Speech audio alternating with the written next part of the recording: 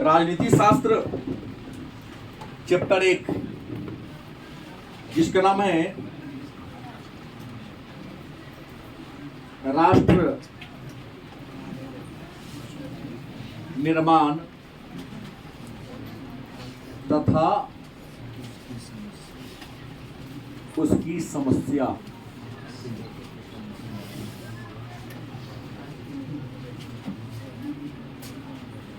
राष्ट्र निर्माण का मतलब देश का निर्माण करना, देश का गठन करना। और आप सबको पता है कि हमारा देश भारत 15 अगस्त, हमने पहले कहा कि 12वीं का जो राजनीति शास्त्र है वो राजनीति शास्त्र नहीं है। वास्तव में 1947 ईस्वी के बाद भारत का इतिहास है। हाँ, मॉडर्न हिस्ट्री का एक हिस्सा है ये। तो हमारा भारत 15 अगस्त 1947 को आज़ाद हुआ। तो आज़ादी के समय हमारे भारत में अनेक सारी समस्याएं थी। पहले का हमने चर्चा किया, कानून व्यवस्था को लागू करने की समस्या, सामाजिक समानता लाने की समस्या थी, समाज में शिक्षा व्यवस्था को स्थापित करने की समस्या थी, लोगों के कल्याण करने की समस्या थी, लोगों को रोजगार देना भी एक चुनौती था। जो शरणार्थी चला गया पाकिस्तान में, भाग के आ गया इंडिया में, उन शरणार्थियों को रहने के लिए घर बनाने की समस्या थी। देश के बंटवारा के कारण सारा कपास उत्पादक जो इलाका था चला गया था पाकिस्तान के हिस्सा में। अब सूती कपड़ा का मिल कहाँ रह गया था, तो मिल मेरा बंद ना हो, चालू कैसे रहेगा, यह भी एक प्रकार का समस्या थी, चुनौती थी हमारे भारत के पास। तो सवाल ये उठता है कि आखिर इस समस्या से समाधान कैसे पाया जाए। इसी बात का जिक्र हमने इस पाठ में किया था। इसमें कई सारे बातें थी। कल के क्लास में हम लोगों ने देशी रियासतों के एकीकरण के बारे में चर्चा किया था, और एक चर्चा हमने किया था कश्मीर समस्या। क्या कहा था? या कश्मीर समस्या।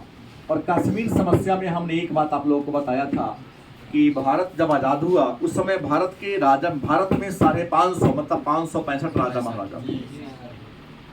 किसी का राज्य छोटा था, किसी का राज्य क्या था? आजादी के समय भारत में राजा महाराजा का एगो था 565। उसमें कोई राजा छोटा था, किसी राजा का राज्य बहुत बड़ा था। भारत को आजादी जिस अधिनियम के द्वारा मिली, जिस ऑर्डिनेंस के द्वारा मिली, उस अधिनियम को हम भारतीय स्वतंत्रता अधिनियम के नाम से जानते हैं। भारत को किस अधिनियम के द्वारा आजादी मिली? भारतीय स्वतंत्रता अधिनियम 1947। इस अधिनियम पर इंग्लैंड की संसद ने 16 अगस्त को सिग्नेचर किया था, और इस अधिनियम पर इंग्लैंड के सम्राट ने, सम्राट माने क्या होता है? राजा ने सिग्नेचर कब किया था? 18 जुलाई को किया था। गलती की सही? उसके बाद जुलाई होगा ना, उसके बाद ही 15 अगस्त को सत्ता का हस्तांतरण कर दिया। आजाद नहीं, अंग्रेज आजाद नहीं करता है। अंग्रेज कहता कि मैंने सत्ता का हस्तांतरण किया, मेरे हाथ में सत्ता था, हमने तुम्हें क्या कर दिया? सौंप दिया, दे दिया। सत्ता का हस्तांतरण हुआ था। गलत की सही? आजादी होती तब इस संविधान मेरा नहीं होता, क्योंकि भारत का जो संविधान है इसका 90% बात 1935 के अधिनियम को है। मैं पढ़ाऊंगा पॉलिटिकल साइंस में। इस अधिनियम को नेहरू ने गुलामी का घोषणा पत्र कहा था। तो जब आप ही कहते गुलामी का घोषणा पत्र, तो अपना लिए का है उसको? और इसी बात में लिखा हुआ है ना, 1935 के अधिनियम का अधिकांश बातों को भारत के संविधान में क्या कर दिया गया है? लिखा गया। और पंडित नेहरू ने 1935 के अधिनियम को क्या कहा था? गुलामी का घोषणा पत्र या गुलामी का दस्तावेज। एक हाथ से विरोध करते हैं, पता नहीं मुंह कितने थे आपके पास, आज दूसरा मुंह से करता है, इसको पूरा बात को क्या कर दो, लिख लो, फॉलो करो। फिर बातें जो हो, तो 565 राजा महाराजाओं का अधिकार दिया गया था कि जिसको पाकिस्तान के हिस्सा में जाना है पाकिस्तान में जाए, जिसे भारत में रहना है भारत में रहे, और जिसे दोनों में से किसी में नहीं मिलना है ना मिले। पढ़ाया था। कश्मीर के राजा हरि सिंह था, जिसने कहा कि ना हम पाकिस्तान के साथ जाएंगे ना भारत के साथ रहेंगे, बल्कि हम स्वतंत्र रहेंगे। इसी का फायदा पाकिस्तान उठाया, और पाकिस्तान ने 1947 में कश्मीर पर क्या बोल दिया? हमला बोल दिया, और जम्मू कश्मीर का 1/3 इलाका को क्या कर लिया? जीत लिया। राजा हरि सिंह अपने आप को बचाने में सक्षम नहीं हुआ, तो भारत के सामने झुका, लेकिन भारत ने कहा कि हम तुम्हारी मदद तब करेंगे जब तुम हमें मिल जाओगे, जब तक तुम हमें मिलोगे नहीं हम तुम्हारी मदद क्यों करेंगे। तो 26 अक्टूबर 1947 को एक विलय पत्र पर हस्ताक्षर कर दिया, और विलय पत्र पर हस्ताक्षर के द्वारा ही जम्मू कश्मीर भारत में क्या हुआ, मिला। उस समय भारत का संविधान बन रहा था, तो अनुच्छेद 370 के द्वारा जम्मू कश्मीर को विशेष राज्य का दर्जा दिया गया। अलग एक नया अनुच्छेद बना दिया गया 35A, इसमें कह दिया गया कि जम्मू कश्मीर के बाहर का कोई व्यक्ति न तो जम्मू कश्मीर में जमीन खरीद सकता है, न वहां की लड़की से विवाह कर सकता है, नहीं वहां स्थायी रूप से नागरिक बन के रह सकता है। बात समझ गए। जम्मू कश्मीर का जो हिस्सा आज पाकिस्तान के कब्जा में है उसको हम POK क्या कहते हैं, हाँ POK, पाक ऑक्युपाइड कश्मीर या स्वतंत्र कश्मीर या आजाद कश्मीर कहते हैं। इसकी राजधानी मुजफ्फराबाद है। इसी POK में जम्मू कश्मीर पाकिस्तान आज आतंकवादी शिविर चलाता है, आतंकवादियों को प्रशिक्षण देता है और इंडिया में बार बार भेजता है। लड़ाई घमासान हुआ था 1947 में, किसके बीच, भारत और पाकिस्तान के बीच। हमारे पंडित नेहरू UNO में गए, UNO United Nation Organisation, UNO United Nation Organisation, जिसकी स्थापना 24 अक्टूबर 1945 ईस्वी को की गई थी। क्या करने के लिए, तो विश्व में शांति व्यवस्था को स्थापित करने के लिए 24 अक्टूबर 1945 को UNO यूनाइटेड नेशन ऑर्गेनाइजेशन, मतलब संयुक्त राष्ट्र संघ, पढ़ाऊंगा 4th चैप्टर में 2nd वॉल्यूम में पूरे टॉपिक को, वहां गया। उसका हस्तक्षेप के कारण जम्मू कश्मीर में शांति क्या हुई, बहाली हुई। हालांकि मैंने कहा ओवेन डिक्सन और गुनार जरिंग आयोग आया जो पाकिस्तान के सपोर्ट किया था कि नहीं जम्मू कश्मीर के लोगों से पूछा जाए कि वो भारत में रहना चाहता है कि पाकिस्तान में। पूछने का मतलब होता जनमत संग्रह या लोक निर्णय। भारत मानता, उदाहरण मैंने खतरनाक दिया था कल, क्योंकि बंदूक के बल पर वहां के लोगों में दहशत डर पैदा कर दिया है पाकिस्तान, और कहा था कि अब वोट कराइए, तो धमका दिया है कि वोटिंग में अगर ये नहीं कहेगा कि पाकिस्तान में मिलकर रहेंगे तो कल तोर घर रहेगा कि न रहेगा। इसका सीधा उदाहरण 1989 में वहां के गृह मंत्री ने 5 लाख वहां के हिंदुओं को कटवा दिया था। फिल्म दिखाता है तो लोग विरोध कर देता है, रियलिटी घटना यही थी। अगर नहीं मरवाया तो गया कहां, फिर रहना चाहिए ना, वहां पर कोई है ही नहीं। उनके घर के सामने उनके बहु बेटियों को उठा के ले जाया जा रहा था, किसी को बोलने की औकात नहीं थी। छोटे आदमी छोड़ दो, बड़े बड़े ऑफिसर। फिर जो हो जम्मू कश्मीर भारत का अंग बन गया। सरदार वल्लभ भाई पटेल जिन्हें भारत का लौह पुरुष, जिन्हें भारत का बिस्मार्क कहा जाता है, भारत के पहले गृह मंत्री भी वही थे और भारत के पहले उप प्रधानमंत्री भी वही थे। रात नाचते गाँव में रहे, राइट ना, यही देखा है, ईमानदार है। पानी दो, हमारा है पानी, भोग लो आंख में या पी लो, तो देखा यही दो उन्हें पानी दे दिया, छोड़ो 200 दे दिया। अब बच्चा है, कोई बात ना थे तो देखबे करेगा, क्या नहीं देखेगा। लेकिन पढ़ना भी थोड़ा सा जरूरी है। हमने कहा कि यहाँ पर गए, यहाँ की सहायता से शांति स्थापना हो गई। और मान बता दूं मैं आपको, 1953 ईस्वी की कहानी है। कब की कहानी है?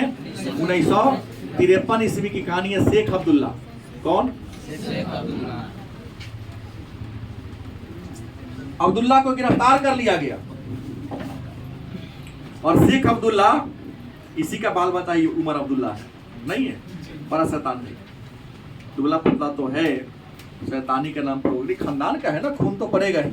उनका शेख अब्दुल्ला को गिरफ्तार करके जेल में बंद कर दिया गया। और शेख अब्दुल्ला की गिरफ्तारी के बाद बख्शी गुलाम मोहम्मद, कौन? बख्शी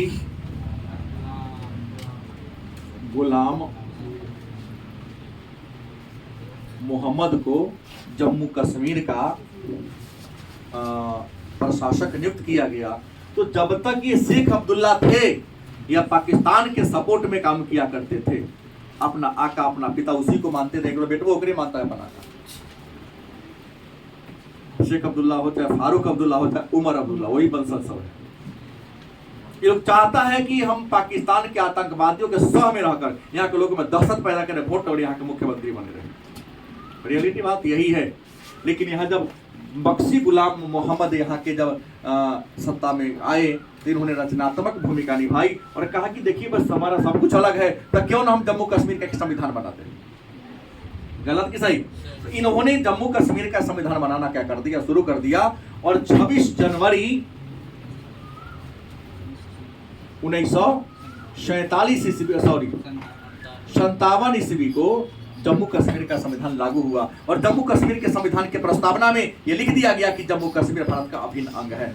कुछ नहीं सुना, जम्मू कश्मीर भारत का क्या है? अभिन्न अंग है।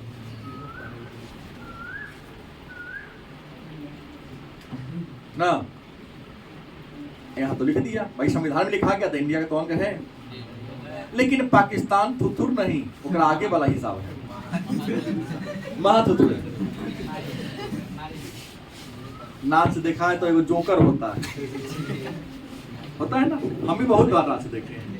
तो उसको आएगा दू झापड़ देगा तो कहेगा साले अब मार के देखा, फिर एक झापड़ दो, फिर कहेगा अपना मार के देखा, फिर वो पिटाई खाता रहेगा, सुधरेगा नहीं वो। सेम कंडीशन पाकिस्तान का है। पाकिस्तान ने जम्मू कश्मीर को हड़पने के लिए 1947 में पहली बार हमला बोला। पाकिस्तान के पहले राष्ट्रपति एस चुंदरीगर बने थे। पाकिस्तान में भले ही 1956 में लोकतंत्र की स्थापना हुई, गणतंत्र की स्थापना हुई, संसदीय सरकार का गठन हुआ, आगे पढ़ूंगा। और 1958 में पहली बार पाकिस्तान में सेना का शासन लागू हुआ। पाकिस्तान विश्व का ऐसा देश है जहां लोकतंत्र होकर भी लोकतंत्र से ज्यादा वहां सेना की चलती है। प्रधानमंत्री कितना दिन अपने पद पर रहेगा कि सेना तय करेगा। और वहां का ही इतिहास है कि अगला प्रधानमंत्री पिछले का फांसी दिवा दिया अभी चौराहा पर। और वहां का मैक्सिमम पीएम का इतिहास है जेल में जाए करता है। इमरान खान तो लास्ट है, इसलिए आपको याद है, कौन नहीं गया भाई, है ना ऐसी कहानी। तो यहाँ पर सत्ता का बदलाव होता है। और कहानी मैं आपको बता दूं, 1966 में जब यहाँ के प्रधानमंत्री होते हैं, जो सेना के शासन होते हैं, राष्ट्रपति अयूब खान। कौन होते हैं? अयूब खान, जो सेना के अध्यक्ष होते हैं। 1958 ईस्वी में एस चुंदरीगर जो राष्ट्रपति के पद पर होते हैं। पाकिस्तान के पहले प्रधानमंत्री लियाकत अली होते, उनको पदच्युत कर देता है, सत्ता को अपने हाथ पर अयूब खान ले लेता है। और 1965 ईस्वी की कहानी है। कब की कहानी है? 1965 ईस्वी की कहानी है कि अयूब खान भारत पर जम्मू कश्मीर के मामला पर हमला बोल देता है। जम्मू कश्मीर में सेना को क्या कर देता है? घुसा देता है। लेकिन अब पीछे रीजन था कि 65 में काहे घुसा दिया। पॉलिटिकल एक चैप्टर पढ़ने के लिए 10 चैप्टर को निचोड़ लेना पड़ता है। तो भारत के उत्तर में क्षेत्रफल के दृष्टिकोण से एशिया का सबसे बड़ा देश वो है चीन,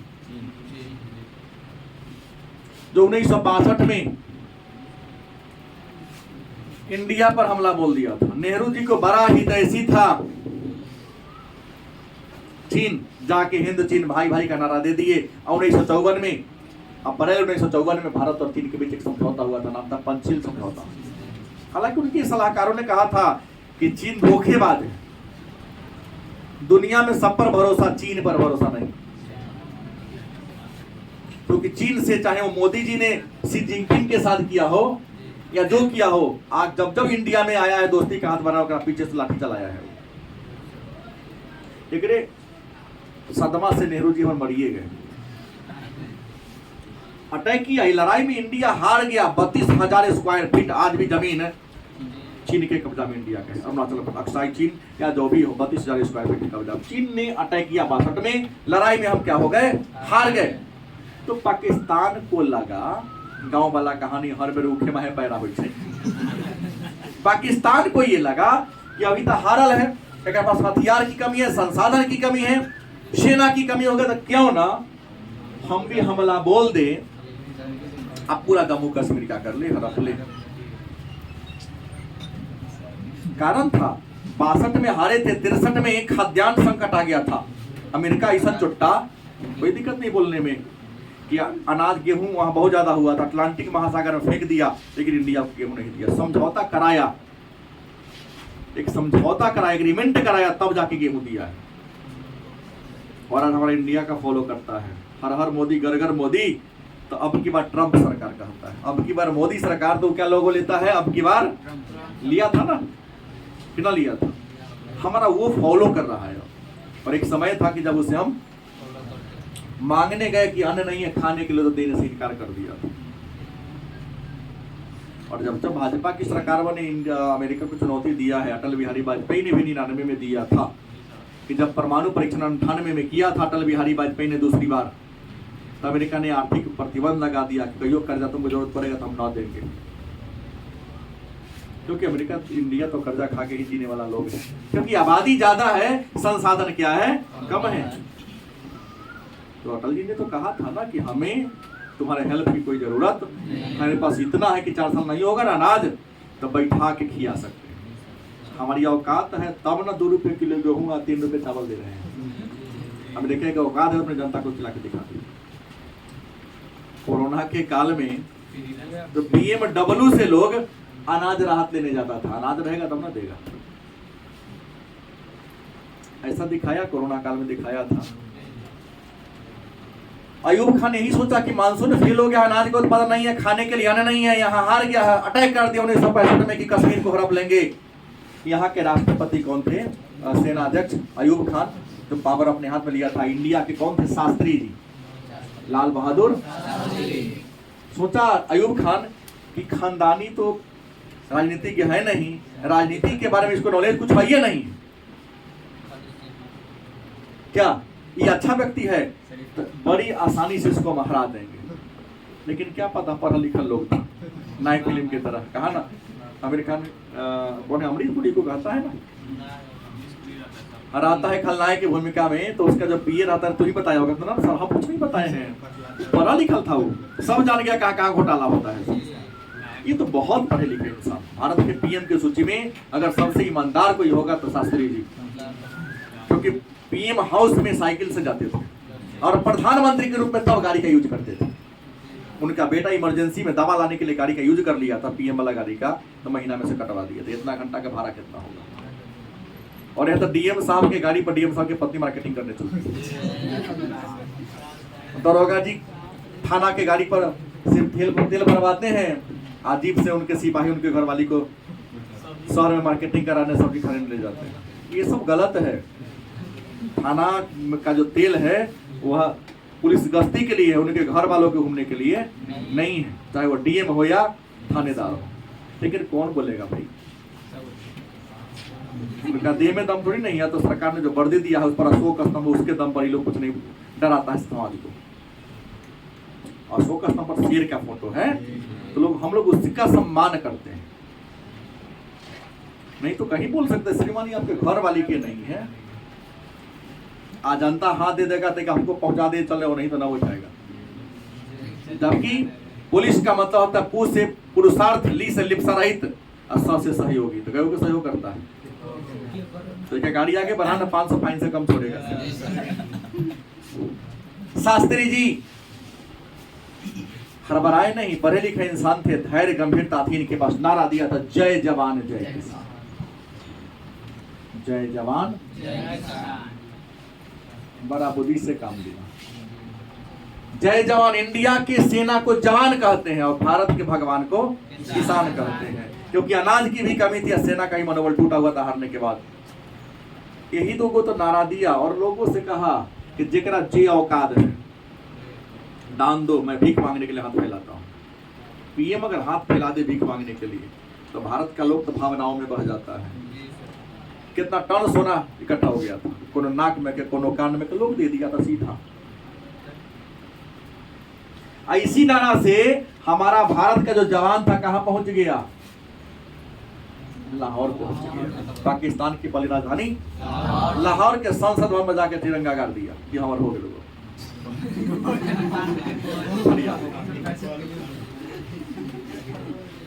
अयूब खान को अब मुंह दिखाने के लायक क्या हुआ, नहीं छोड़ा।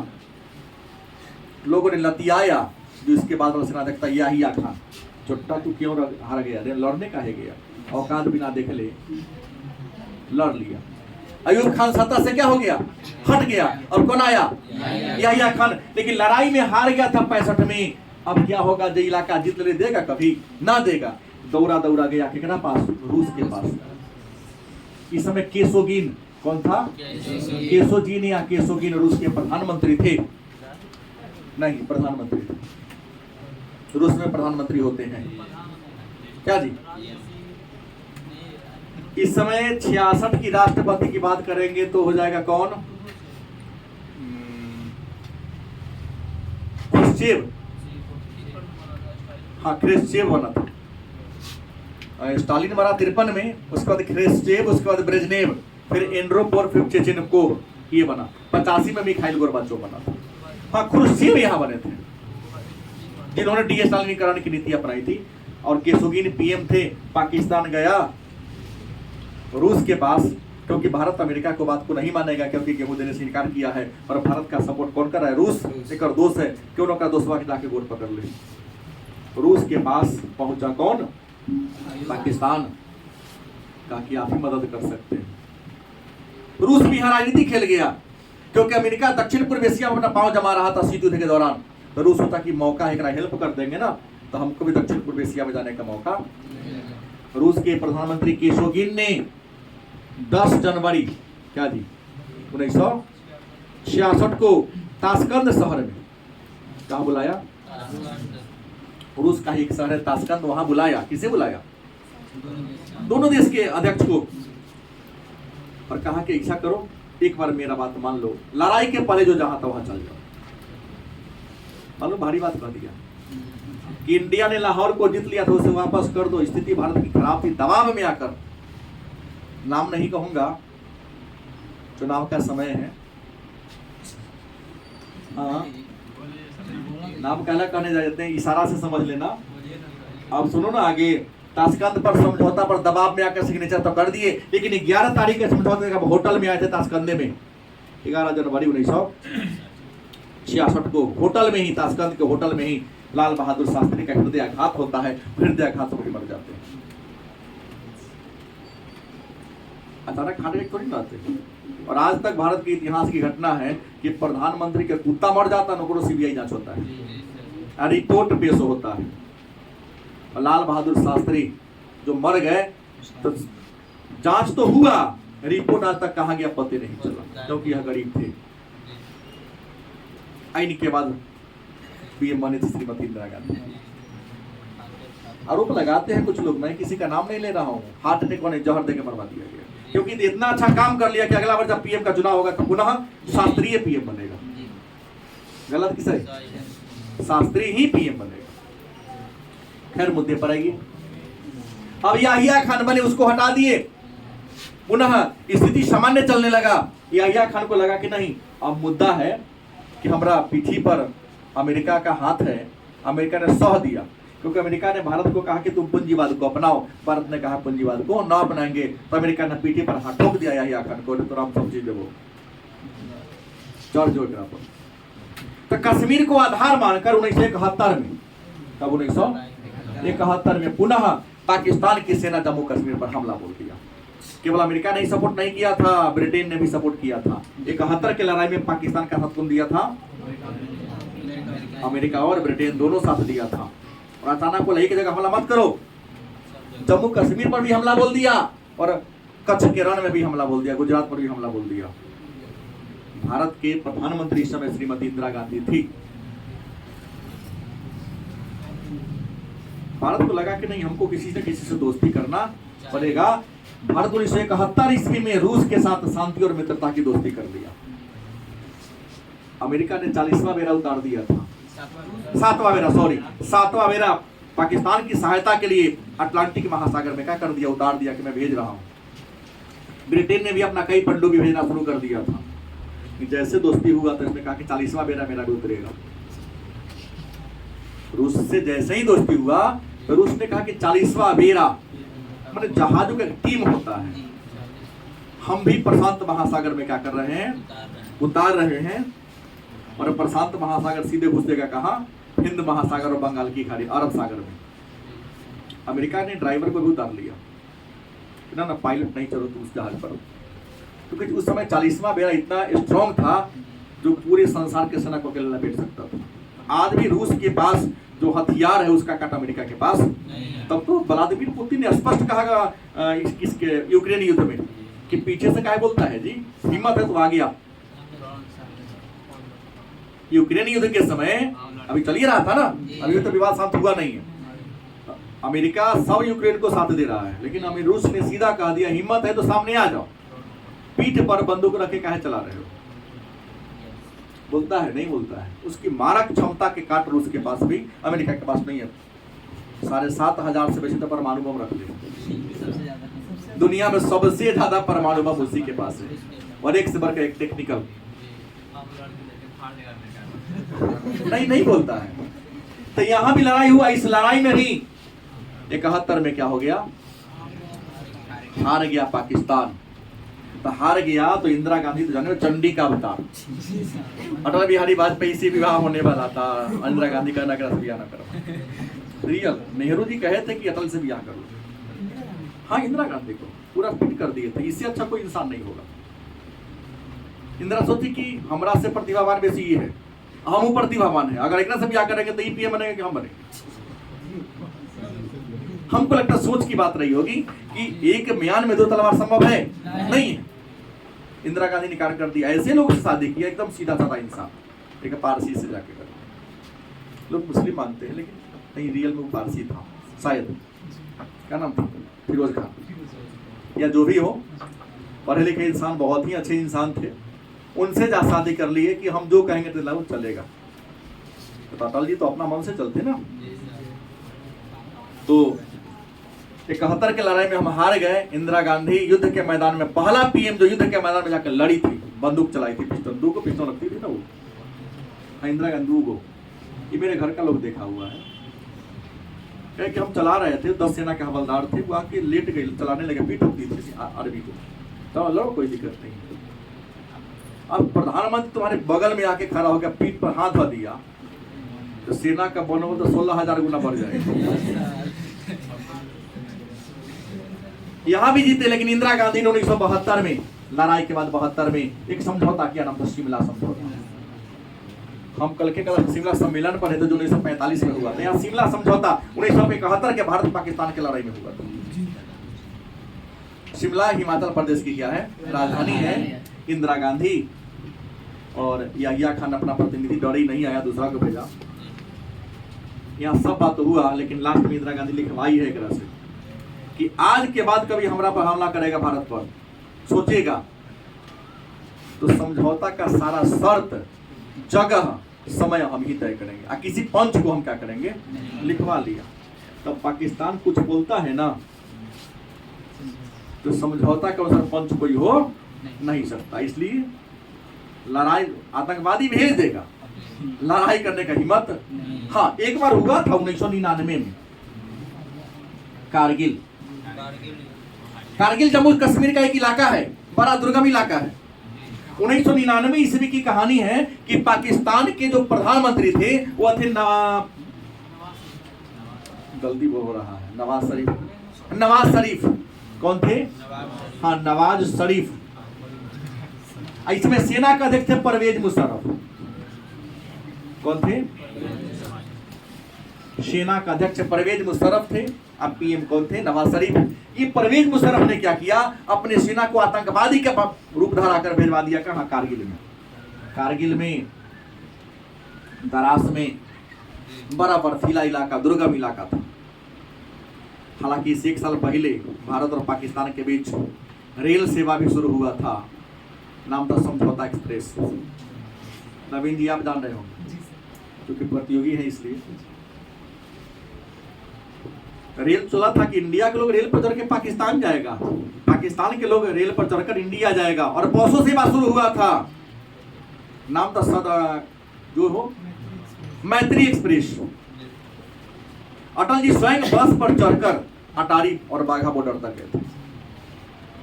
लेकिन ट्रेन से इंसान को न भेज के मुशर्रफ ने आतंकवादी को भेज दिया, घुसा दिया। कहाँ? कारगिल में बहुत हजारों की संख्या में आतंकवादी को घुसा दिया।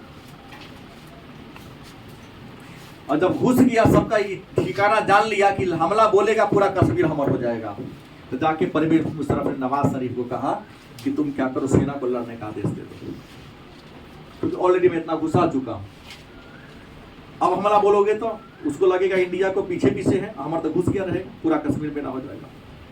नवाज शरीफ कहा कि हमको जनता ने चुना है, अब तुमको हम चुने,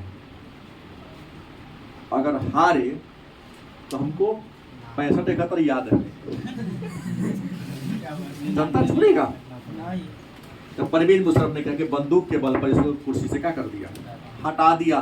स्वयं प्रधानमंत्री यहाँ तक कि राष्ट्रपति के पद को हड़प लिया। और 1999 ईस्वी से 2008 तक परवेज मुशर्रफ ही पाकिस्तान का सर्वेसर्वा रहा, चुनाव नहीं कराता था। सुने होंगे, नहीं तो किताबें पढ़िएगा, मिलेगा। और 1999 में सत्ता को हड़प करके परवेज मुशर्रफ ने घमासान युद्ध कराया। इतिहास उसको कारगिल युद्ध के नाम से जानते हैं। रात भर में तो तबाही खूब मचाया था, रात भर में तो सब घुस चुका था और पर्वतीय इलाका था जहां पर सेना को रात में घुसाना मुश्किल था। बहुत तबाही मचा, हमारे भी सैकड़ों नहीं, सैकड़ों की संख्या में आदमी हमारे मरे थे। क्योंकि जैसे ही सूर्योदय हुआ, अब हेलीकॉप्टर उड़ने में सक्षम हो गया, 4-5 दिन तो लड़ाई चला, हवाई फायरिंग इतना शुरू हो गया कि कारगिल के युद्ध में भी हम विजय प्राप्त कर लिए। और पाकिस्तान के उस इलाका के सैकड़ों गांव आएगा ना, कारगिल दिवस मनाया जाएगा, देखना कितना गांव के तो दीवार 26 जुलाई है कि मई, जुलाई है, कारगिल दिवस मनाते हैं। कितना गांव में दीवार में इतना छेद कर दिया हमारे आर्मियों ने कि आटा चालने के लिए चलनी वो लोग खरीदता ही नहीं, इलाका छोड़ के भाग गया है। उसी में हमारे सीतामढ़ी के भी कई लोग क्या हुए थे, बड़े थे। इसमें सबसे बड़ा पदाधिकारी थे मेजर चंद्रभूषण द्विवेदी, उन्हीं के नाम पर सीतामढ़ी में यहाँ पर एक गेट बना हुआ है, कारगिल चौक। उसी कारगिल युद्ध में शहीद हुए थे, उसी के नाम पर बना। तो यहाँ भी अटैक हुआ है, बार बार हारा है, लेकिन इतनों पर हारता नहीं, हार मानता नहीं है। जम्मू कश्मीर में कई नदी बहती है। एक नदी है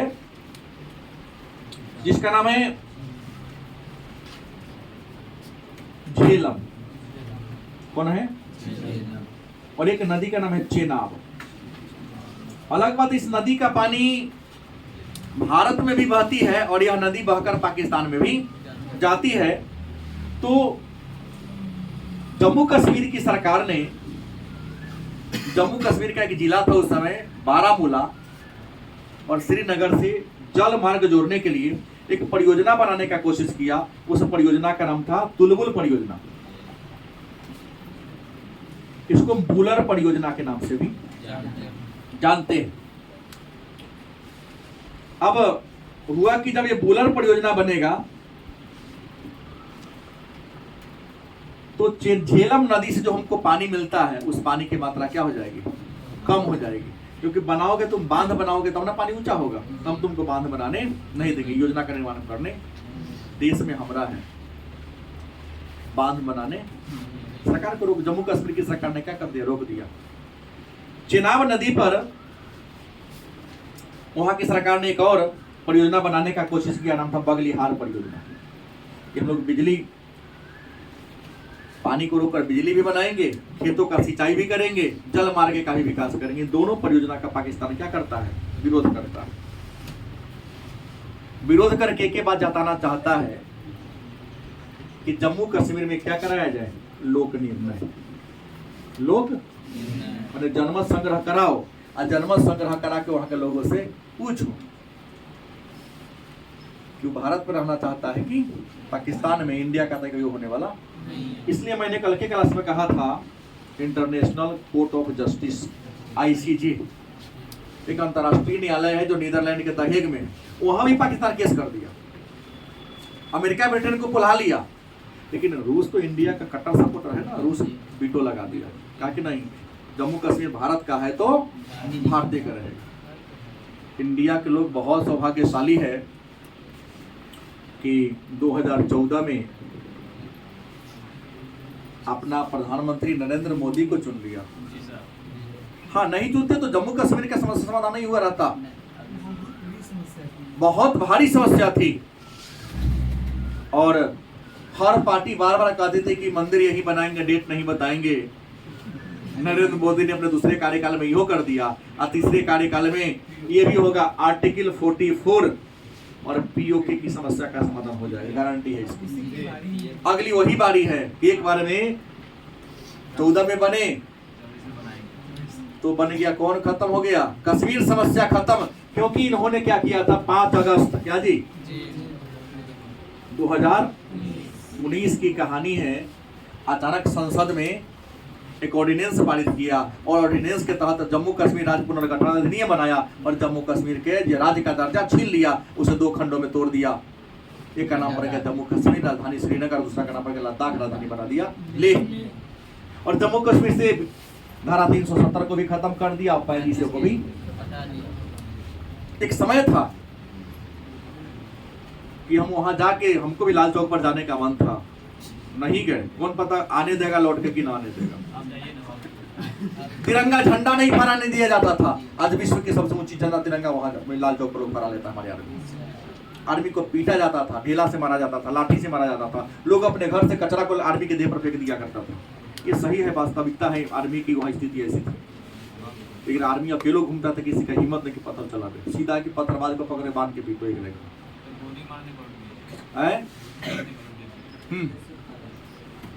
क्योंकि वहां के जो लोकल नेता लोग हैं पाकिस्तान के आतंकवादी से पैसा लेते हैं और विद्यार्थियों को पैसा देते हैं, एक ढेला मार में तो 500 दे। किसी तरह से आर्मी परेशान होकर जम्मू कश्मीर क्या कर दे, छोड़ दे और हम लोगों का दबदबा यहाँ कायम है। लेकिन यहाँ पर तो हटा दिया। 3000 का कट्ठा बिकने वाला जमीन अब 30 लाख के कट्ठा बिका रहा है। और वहां के नेता कहते हैं कि भारत सरकार अत्याचार करे, जनता कहते हैं हम तो खुश हैं। क्या खैर यही था रियल में जम्मू कश्मीर की स्थिति। और भी वहां कई कानून था। जम्मू कश्मीर ऐसा राज्य था जहां के संविधान अलग था। वहां के संविधान के बात ही वहां लागू होता था। भारत के संविधान का बहुत ऐसा नियम था जो जम्मू कश्मीर में लागू, अब सब लागू हो रहा। अब भारी मुद्दा था, खत्म हो गया। आइए अगला छोटा छोटा 2-3 को टॉपिक है, हो जाएगा। अगला मुद्दा की बात कर लें तो एक बात आता है हैदराबाद का। किसका आता है? और दूसरा मुद्दा आता है मणिपुर का। किसका आता है? मणिपुर की राजधानी और हैदराबाद की राजधानी राजधानी है। अच्छा, आंध्र प्रदेश की राजधानी है। हाँ, तेलंगाना का बन गया। अब देखिए हैदराबाद एक रियासत था उस समय, दक्षिण भारत का एक रियासत था। वर्तमान महाराष्ट्र का कुछ जिला, कर्नाटक का कुछ जिला और आंध्र प्रदेश के कुछ जिला। माने हैदराबाद रियासत में कौन कौन राज्य शामिल था? महाराष्ट्र, कर्नाटक और आंध्र प्रदेश का सब जिला नहीं, कुछ जिला शामिल थे। और हैदराबाद के राजा को निजाम कहा जाता था। यहाँ की खासियत जान लो, यहाँ के राजा मुसलमान था, अब प्रजा मैक्सिमम हिंदू था। राज्य पुनर्गठन अधिनियम जब बना ना, सॉरी, भारत जब आजाद हुआ तो कहा गया कि जिस राजा को भारत के साथ मिलना है वो भारत के साथ मिले, जिसको पाकिस्तान में जाना है वह पाकिस्तान में जाए, अब जिसको स्वतंत्र रहना है। जम्मू कश्मीर वाला बता दिया, ये कहा था कि हम रहेंगे यही जगह भारत के बीच में, लेकिन वैचारिक रूप से सपोर्ट किसका करेंगे? मतलब भारत के बीच में वो पाकिस्तान बनाने की बात कर दिया। लेकिन दबाव देना था नहीं किसी पर। दबाव देता ये अपने रियासत को सीधा एक लाइन समझो ना, आजाद रियासत पर रखना चाहता था। इना कहा कि पूरा पूरा पाकिस्तान में मिलेगा, मौन से सपोर्ट वगैरह करेंगे, लेकिन रहेंगे ही हमें आजाद रियासत की तरह। तो यहाँ के जो जनता था ना, हैदराबाद का विरोध करना शुरू कर दिया। या पाकिस्तान का सपोर्ट करिएगा, मतलब मनमानी करिएगा। इससे अच्छा है कि आप इंडिया में क्या हो जाओ, मिल जाओ, लिख दो कि मैं अपने रियासत को इंडिया में क्या करता हूँ, मिलाता हूँ। जनता का विद्रोह काफी बढ़ गया, तो निजाम ने क्या किया, जनता के विद्रोह को दबाने के लिए एक अर्धसैनिक बल का गठन किया जिसका नाम था रजाकार। क्या नाम था? एक अर्धसैनिक बल का गठन किया, नाम क्या पड़ा? रजाकार। ये अर्धसैनिक बल गया और जो आम जनता विरोध करे थे, मारना पीटना दबाना कुचलना, क्या कर दिया, शुरू कर दिया, सताना शुरू कर दिया। परिणाम क्या हुआ? इसका परिणाम ये हुआ कि इस बात की जानकारी भारत सरकार को मिली कि राजा अपने सिद्धांत को थोपने के लिए प्रजा को सता नहीं सकती है। और संजोग से इस समय भारत के गृह मंत्री और उप प्रधानमंत्री कौन थे? सरदार वल्लभ भाई पटेल। नेहरू जी तो गुलाब खोस के चलने वाले थे, उनसे कुछ होने वाला कड़क काम नहीं होने वाला था। हम बैठ के नीमन नीमन बातों कर सकते थे, झगड़ा को सुलझा सकते थे। हाँ, लड़ने वाले में से वो, यही सब सोच के उनको पीएम बनाया गया था कि पीएम जो गार्जियन हो तो उखड़ा ना हो, नरम विचारधारा के लोग हो, बड़ी अच्छे विचारधारा के लोग थे। सरदार वल्लभ भाई पटेल अपन सेना उड़ा ले पहुंच गए वहीं। अचानक संजोग से हैदराबाद का जो संसद था उसका मीटिंग चल रहा था, अचानक घुस गए उसके संसद भवन में, राज्यसभा में घुस गए। सारे सभा के प्रतिनिधि मंत्री परिषद मीटिंग में बैठ रहा था। सरदार पटेल ने सादा कागज लेके कहे भाई सिग्नेचर कर दे पर कि हम हैदराबाद के निजाम अपने सारे मंत्रियों के सहमति से अपने रियासत को भारत में क्या करते हैं, मिलाते हैं, क्योंकि तुमसे संभल नहीं रहा है, जनता विद्रोह करे तो दबा रहा है। निजाम कहा कि क्या ना हो जाएगा, हम राजा, हम क्या सिग्नेचर कर दें। सोच लो, 3 को मौका देंगे, चौथा ना देंगे। सिग्नेचर नहीं करेगा ना तुम रहेगा ना तोरी भवन रहेगा। अब भरोसा ने जाके देख लो बाहर क्या है, बाहर पूरा सेना तो भिड़ लेता। राजनीति कहती है, देखो राजा को कई बार राष्ट्र निर्माण के लिए कठोर कदम उठाना पड़ता है। अगर 1 करोड़ लोग को बचाने के 2-4 लोग का लाख को मर्डर कर देना हो तो कोई दिक्कत नहीं, मर्डर कर देना चाहिए। तो सीधा नियम का राजनीति कहती है कि हैदराबाद के सारे मंत्री परिषद को हत्या कर देने से भारत में अगर शांति हो जाती तो पटेल से हत्या करने के लिए गए थे कि सबको बंद कर देंगे, सेकेंड चौरा चौरी ना हो, ये घटना कटा देते, सबको मार देते, बंद करके उड़ा देते। वो डरे देखा रे, सही बात है। तो पटेल के डरे तो नेहरू बोलबे नहीं करते, इनका काट भारत में कोई नहीं है। धाए धाए सिग्नेचर कर दिया तो कहा था पुलिस कार्रवाई के द्वारा, लात खा के मिला। पुलिस कार्रवाई के द्वारा हैदराबाद इंडिया में क्या हो गया, मिल गया। एक और है, मैं बाद में मणिपुर पर आऊंगा, जूनागढ़ जो गुजरात में पड़ता है। कहाँ पड़ता है? एक तो ये कहानी था, कहा कि रहेंगे इंडिया के सीमान में और सपोर्ट केकरा करेंगे। लेकिन हैदराबाद की कहानी फोन से पता चल गया था कि सरदार पटेल आर्मी लेके घूम रहा है। अब हैदराबाद के बाद कहाँ पहुंचने वाले हैं? जूनागढ़ के लिए इनका फ्लाइट रनवे से उड़ चुका है। नहीं, जूनागढ़ के जो शासक थे वो मुसलमान थे, प्रजा मैक्सिमम हिंदू था, बड़ा होशियार था, लेकिन पहले ही कागज पर अपने सिग्नेचर कर दिया था, लिख के मंत्री परिषद सिग्नेचर करवा दिया था। लात के खाएगा भाई। तो इसे कहेगा जनमत संग्रह के द्वारा, जनमत डरे मिल गया। बात आया मणिपुर। मणिपुर भारत का एक पूर्वोत्तर राज्य है। मणिपुर क्या है? पूर्वोत्तर राज्य है। और यहाँ के जो राजा थे उसका नाम था बोधचंद्र सिंह। राजा का नाम क्या था? बोधचंद्र सिंह यहाँ का क्या था?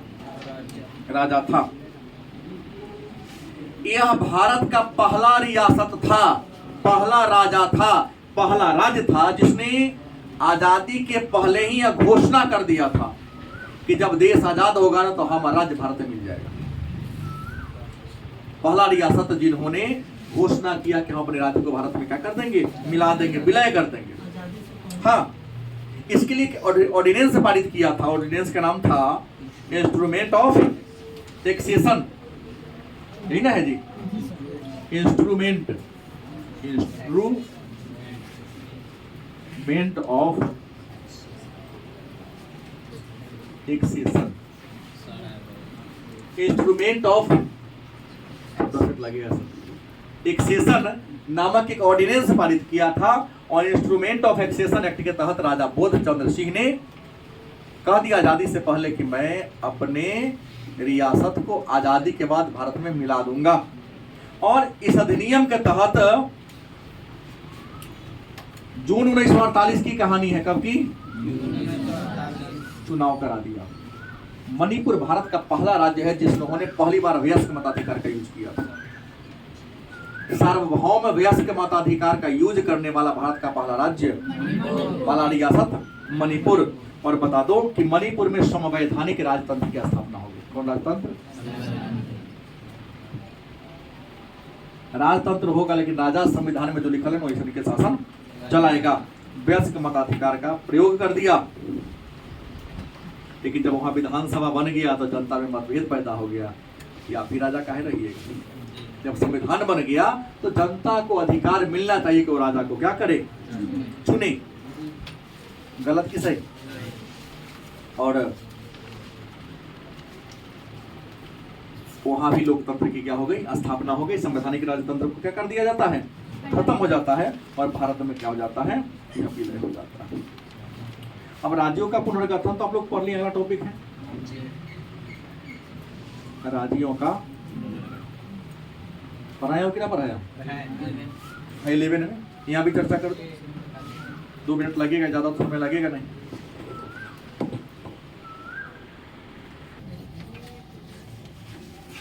राज्यों के पुनर्गठन। हमने कहा कि आजादी के समय भारत में 565 देशी रियासतें थी। तो इस 565 देशी रियासत को मिलाकर कैसे भारत का निर्माण हुआ? जबकि विवाद काफी था, विवाद खैर खत्म हो गया था। हैदराबाद, जूनागढ़, मणिपुर का था खत्म हो चुका था, जम्मू कश्मीर भी खत्म हो चुका था। लेकिन वह ये कैसे किया जाए? भारत में अगर जैसे आज 28 राज्य है, पहले 29 था। जम्मू कश्मीर खत्म हुआ तो क्या हो गया? तो इस राज्यों का गठन किस आधार पर किया जाए? तो संविधान सभा में 2 बातें आई थी। पहला बात हुआ था कि राज्यों का पुनर्गठन प्रशासनिक सुविधा, और न तो दूसरा बात क्या था, भाषा। भारत में जो राज्य बने हुए हैं, इन राज्यों का गठन निर्माण किस प्रकार किया जाए? क्योंकि विवाद आया था कि प्रशासनिक सुविधा के आधार पर बने या भाषा के नाम पर बने। तो पहली बात तो ही एक आयोग का गठन किया गया, जिस आयोग का नाम था धर आयोग। क्या नाम था? धर आयोग। इसके धर। इसमें कितने मेंबर थे?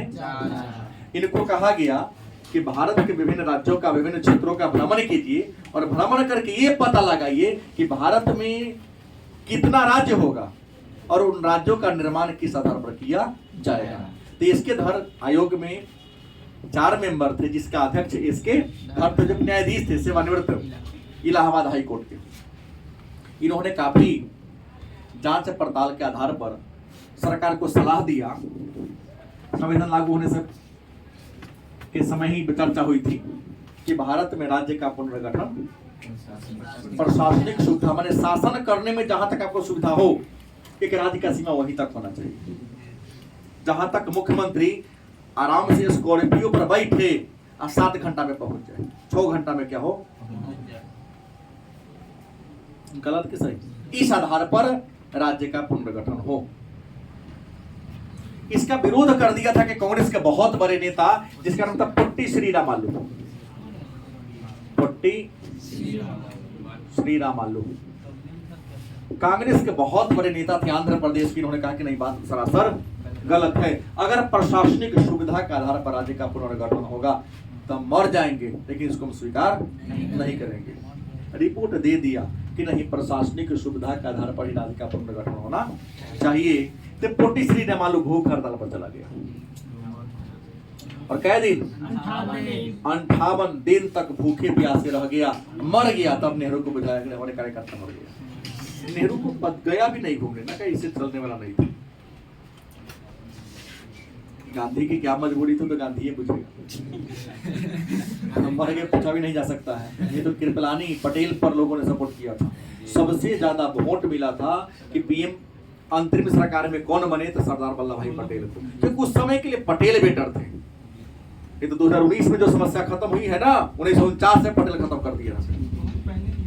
और चीन की औकात नहीं थी कि 62 में इंडिया पर अटैक कर दे, क्योंकि हमारे सैनिक नेहरू को खबर कर रहे थे कि चीन का सेना आगे बढ़ रही है, और नेहरू ने हमारा दोस्त ना है, कुछ नहीं करेगा, टेंशन काहे ले रहे हो, हम उससे दोस्ती कर चुके हैं।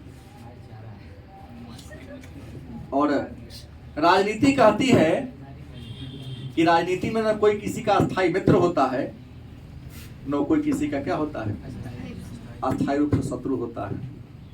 क्योंकि हमारे माननीय नीतीश कुमार जी अभी बहुत पहले गाला गाली किया, भाजपा के नेता दौड़ा दौड़ा के गधा के तरह, कुत्ता के तरह दौड़ा के मारवाया था विधानसभा में। और अपना मोदी जी के गोर पर गोर लग रहे हैं, वीडियो वायरल हो रहा है। मरवाया था, आप लोग बच्चे नहीं जानते हो, हमको याद है, 2 साल से अधिक दिन नहीं हुआ है। विधानसभा में टांग पकड़ पकड़ के फेंकवा दिया था भाजपा के नेताओं को। और हम लोग यहाँ बेवकूफ हैं कि आपस में ओकरा से लड़ लिया करते हैं, और वही मोदी जी भी ओकरा पास मिले हैं, नीतीश भी मिला। अबे तो दोनों भाई चाचा चाचा कहता था, ऐसा चाचा निकल गए। वीडियो बना हुआ है, गाना भी निकाल गया। तो कह दिए तेजस्वी जी बोले हैं कि क्या गारंटी है कि नीतीश चाचा फिर न पलटेंगे। अगर कहीं भाजपा को सीट पर पूर्ण न मिला तो फिर नीतीश कहेगा भतीजा चाचा तोरा साथ है, खाली हम सीएम की घोषणा कर दे। क्योंकि बहुत सारे लोगों ने हमारे माननीय मुख्यमंत्री साहब को कुर्सी कुमार नाम दे दिया। इसको कुर्सी चाहिए, इसको अपने सम्मान से कोई मतलब, हाँ, आजीवन सीएम के कुर्सी पर ही जीवनकांत होना है, ऐसा इतिहास में नाम दर्ज करवाना चाहते हैं। आप सपोर्टर होइएगा तो मुझे इसका फर्क, हमने वही कहा जो वास्तविकता है। तो हमने कहा, धारा आयोग ने कहा दिया पोटी श्री रामालू मर गए, तब वह कि नहीं, भाषा के आधार पर ही क्या होगा। और भाषा के आधार पर 1953 में एक राज्य का गठन हुआ था जिसका नाम था आंध्र प्रदेश। और भाषा के आधार पर राज्यों का पुनर्गठन करने के लिए एक नया आयोग बना था 1953 में। उस आयोग का नाम था फजल अली आयोग। इस फजल अली आयोग ने काफी जांच पड़ताल किया और 1955 में भारत सरकार को क्या दिया, रिपोर्ट दिया। और रिपोर्ट में कहा कि भाषा के आधार पर 16 गो राज्य और 3 गो केंद्र शासित प्रदेश बनना, हम बाद में 5 गो बना, ये कहा था 3 गो बनना चाहिए भाषा के नाम पर, नहीं भाषा के आधार पर। तो इसकी रिपोर्ट को भारत सरकार ने स्वीकार कर लिया, लेकिन कुछ चेंजिंग कर दिया। राज्य बना दिया कै गो, 14 गो केंद्र शासित बना दिया, 5 या 6 गो बन दिया, राज्य का गठन हो गया। और आज भाषा के आधार पर इंडिया में कै गो राज्य बने हुए हैं, 27 गो। और एक राज्य है जिसका गठन प्रशासनिक सुविधा पर हुआ है, वो है नागालैंड। तो भारत में भाषा के आधार पर बनने वाला पहला राज्य आंध्र प्रदेश कब बना? 1953। और भारत में कितने राज्य हैं?